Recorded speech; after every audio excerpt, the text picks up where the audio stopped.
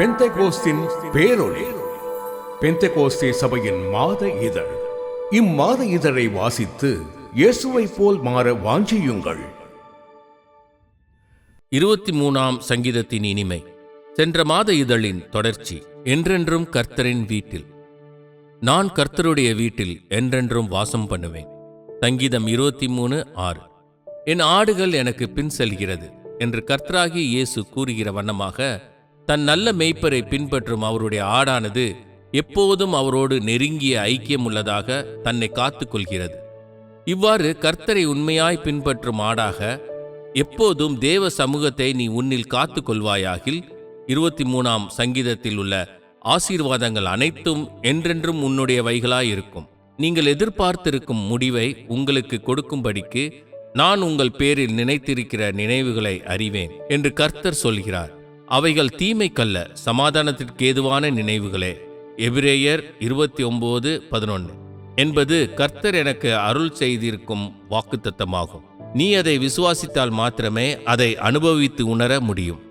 என் ஜீவியத்தின் ஒவ்வொரு நாளும் அதற்கு முந்தின நாளை பார்க்கிலும் அதிகமாக மேன்மையானதாய் இருக்கப் போகிறது. என்னுடைய கடைசி நாள் நான் முடிசூட்டப்படும் நாளாய் இருக்கப் போகிறது என்று நீ விசுவாசிப்பாயாக. நீதிமான்களுடைய பாதை நடுப்பகல் வரைக்கும் அதிகமாய் பிரகாசிக்கிற சூரிய பிரகாசம் போல் இருக்கும். நீதிமொழிகள் 4:18 என்று எழுதப்பட்டுள்ளதே. தேவனுடைய வசனம் மட்டுமே நீ சார்ந்து கொள்ள வேண்டிய உறுதியான அஸ்திபாரமாயிருக்கிறது. அதை நீ விசுவாசிப்பாயாக. நீ காண்கிறவைகளினால் வஞ்சிக்கப்பட்டு போகவோ அசைக்கப்பட்டு போகவோ கூடாது. நான் எவைகளை காண்கிறனோ அவைகளினால் அசைக்கப்பட்டு போகிறதில்லை. மாறாக நான் எவைகளை விசுவாசிக்கிறனோ அவைகளினால் ஊக்குவிக்கப்படுகிறேன் என்று ஒரு தேவ மனிதன் கூறுகிறார். தேவன் உன்னிடத்தில் என்ன பேசுகிறாரோ அதை நீ அப்படியே விசுவாசிக்க வேண்டும். புஸ்தக சுருளில் என்னை குறித்து எழுதியிருக்கிறதே, சங்கீதம் 40:7 என்று கூறப்பட்டபடி 23ஆம் சங்கீதமும் உனக்காகவும் உன்னை பற்றியுமே எழுதப்பட்டுள்ளது. ஆகவே நீ அச்சங்கீதத்தில் உள்ள அந்த ஆட்டின் இடத்தில் உன் பேரை வைத்து அச்சங்கீதத்தை வாசிப்பாயாக. உதாரணமாக, என் பெயர் ரூபன் என்றால் கர்த்தர் ரூபனாகிய என் மேய்ப்பராயிருக்கிறார். ரூபனாகிய நான் தாழ்ச்சி அடைய மாட்டேன். அவர் ரூபனாகிய என்னை பசும் புல்வெளிகளில் படுத்துக்கொள்ள செய்கிறார் என்று நீ வாசிப்பாயாக. கர்த்தராகிய இயேசு நாம் அறிக்கை பண்ணுகிற அப்போஸ்தலரும் பிரதான ஆசாரியருமாயிருக்கிறார். எபிரேயர் 3:1. நீ எதை விசுவாசித்து அறிக்கை பண்ணுகிறாயோ அதை ஆதாரமாக கொண்டே அவரால் உனக்காக பிதாவிடம் பரிந்து பேச இயலும். உதாரணமாக, கர்த்தாவே, நான் பூர்ணமாக்கப்பட்டவனாக மரிப்பேன் என என் ஜீவியத்தை சமாதானத்தில் முடிப்பேன், ஏனெனில் உம்முடைய விசுவாசம் அவ்வாறு சொல்லுகிறது. தேவ கிருபையினால் என் ஜெப ஜீவியமும் என் பரிசுத்த ஜீவியமும் என் சுபாவமும் நாளுக்கு நாள் மேன்மைப்படப் போகின்றன.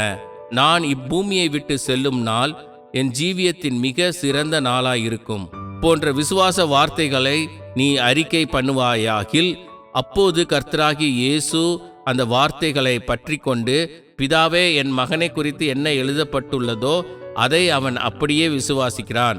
அவன் தான் பூர்ணமாக்கப்பட்டவனாக தன் ஜீவியத்தை முடிக்கப் போவதாக விசுவாசிக்கிறான். அவனுடைய விசுவாசத்தின்படியே அவனுக்கு ஆக கடவது என்று உனக்காக பிதாவினிடம் பரிந்து பேசுவார். அப்போது பிதாவானவர் அதற்கு ஆமேன் என்று சொல்லுவார். பரலோகம் அதற்கு ஆமேன் ஆமேன் என்று சொல்லும். தேவ தூதர்கள் அல்லேலூயா என்று ஆர்ப்பரிப்பார்கள். நாம் வேண்டிக் கொள்கிறதற்கும் நினைக்கிறதற்கும் மிகவும் அதிகமாக நமக்கு செய்ய கர்த்தர் வல்லவராயிருக்கிறார். மாறாக, நான் நிர்பந்தமானவனாய் இருக்கப் போகிறேன், நான் மரிக்கும்போது யாருமே என் அருகில் இருக்கப் போகிறதில்லை என்பதை போன்ற எதிர்மறையானவைகளை நீ விசுவாசிப்பாயாகில், கர்த்தராகிய இயேசுவினால் எவ்வாறு உனக்காக பிதாவின் முன்பாக பரிந்து பேச இயலும்? இப்படிப்பட்ட அவ்விசுவாசம் அவரை கண்ணீர் சொரிய வைக்கும். நீ எதை விசுவாசித்து அறிக்கை பண்ணுகிறாயோ அதன் அடிப்படையில் மாத்திரமே அவரால் உனக்காக பரிந்து பேச முடியும். ஆகவே தான் நம்முடைய விசுவாச அறிக்கையை துவக்கினவரும் முடிக்கிறவருமாயிருக்கிற இயேசுவை நோக்கி நம் யாத்திரையை தொடரும்படி நாம் அறிவுறுத்தப்படுகிறோம். எபிரேயர் 12:1. உன்னில் ஒருவேளை வியாதியை குறித்த பயம் இருக்கக்கூடும். பிசாசு உன்னை வியாதியினால் உபாதித்து கொண்டு இருக்கக்கூடும். நம் சபையின் முன்னாள் உதவி தலைமை பாஸ்டராயிருந்த பாஸ்டர் SP ஏர்னஸ்ட் அவர்கள் பல முறை மாரடைப்பினால் தாக்கப்பட்டார். ஒருமுறை அவர் ஊழியத்தின் நிமித்தம் சிங்கப்பூருக்கு சென்றிருந்தபோது மாரடைப்பின் பெரிதான ஒரு தாக்குதல் அவருக்கு உண்டாயிற்று. அவரது நிலையை பார்த்த மருத்துவர் ஒருவர் அதுவே அவருடைய முடிவாயிருக்கும் என்று கூறிவிட்டார்.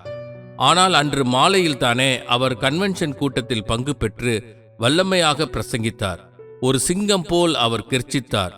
அவர் மாரடைப்பினால் தாக்கப்பட்ட மற்ற ஒரு சந்தர்ப்பத்தில் அவர் திடீரென்று தன் கண்களை திறந்து பார்த்து தன்னை சுற்றிலும் இருந்து ஜெபித்து கொண்டிருந்தவர்களை நோக்கி, நான் மாரடைப்பினால் மரிக்க மாட்டேன் என்று கூறினார். அவர் அவ்வாறு கூறியது பிசாசுக்கு மாரடைப்பே உண்டாயிருக்கும். தேவகுமாரனுடைய விசுவாசம். கலாத்தியர் 2:20. உன்னுடைய ஆவியில் உட்புகுத்தப்பட வேண்டும். நீ எதை விசுவாசிக்கிறாயோ அதை தேவன் அவ்வண்ணமே நிறைவேற்றி முடிக்கிறார் என்பதே எபிரேயர் 12:1 கருத்தாகும். அந்த விசுவாசத்தை உனக்குள் வைத்தவர் அவரே. உன்னுடைய விசுவாசத்தை துவக்கியவர் அவரே. அந்த விசுவாசத்தை உன் ஆவியில் உருவாக்குகிறவர் அவரே. இந்த அறிவு இல்லாமையால் அநேகர் சங்காரமாகிறார்கள். தரிசனமில்லாத இடத்தில் ஜனங்கள் அழிந்து போகிறார்கள். நீதிமொழிகள் 29:18. உன்னுடைய பழைய இருதயம் நீக்கப்பட்டு புதிதானதொரு இருதயம் உன்னில் பொருத்தப்பட வேண்டும். உன்னில் உள்ள அவ்விசுவாசம் உள்ள பொல்லாத இருதயம் அகற்றப்பட வேண்டும். நீ தேவனுடைய வசனத்தை விசுவாசிக்க வேண்டும். பாஸ்டர் SP ஏர்னஸ்ட் அவர்கள் தன் பின் நாட்களில் பல முறை வியாதியினால் தாக்கப்பட்டு கொண்டிருந்தார். ஆயினும் அவரோ அச்சந்தர்ப்பங்களிலெல்லாம் நான் வியாதியினால் மரிக்க மாட்டேன் என்று கூறி வந்தார். தேவன் அவருடைய வார்த்தைகளை கனப்படுத்தினார். அவர் ஒரு கன்வென்ஷனில் பங்கு பெற்று ஞாயிற்றுக்கிழமை மிகவும் வல்லமையானதொரு பிரசங்கம் செய்தார்.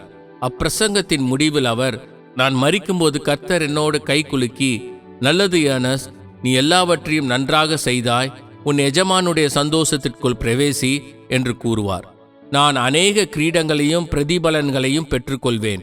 அத்துடன் கர்த்தர் என்னை நோக்கி, ஏர்னஸ்ட், நீ உன் ஊழியத்தை சீயோனில் தொடர்வாயாக என்று கூறுவார்.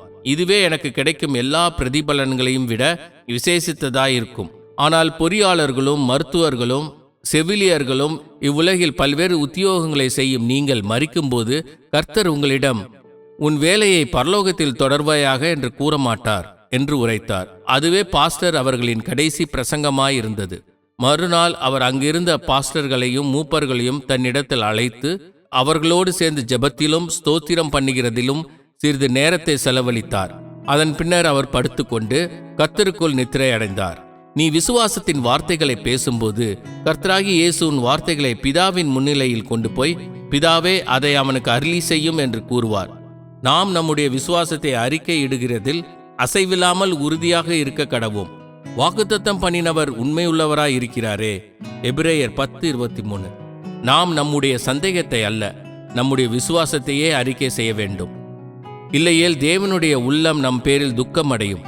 நான் கர்த்தருடைய வீட்டில் என்றென்றைக்கும் நித்தியமாகவே வாசம் பண்ணுவேன் என்று தாவீது எவ்வளவு நிச்சயத்துடன் பேசுகிறான் பாருங்கள். பிசாசானவன் கர்த்தராகிய இயேசுவை சோதிக்கும்படி அவரிடத்தில் வந்தபோது அவர் இப்படி எழுதியிருக்கிறதே என்று உரைத்து அவனை வென்றார். சத்ரு வெள்ளம் போல் வரும்போது நாமும் இப்படி எழுதியிருக்கிறதே என்று சொல்வோமாக.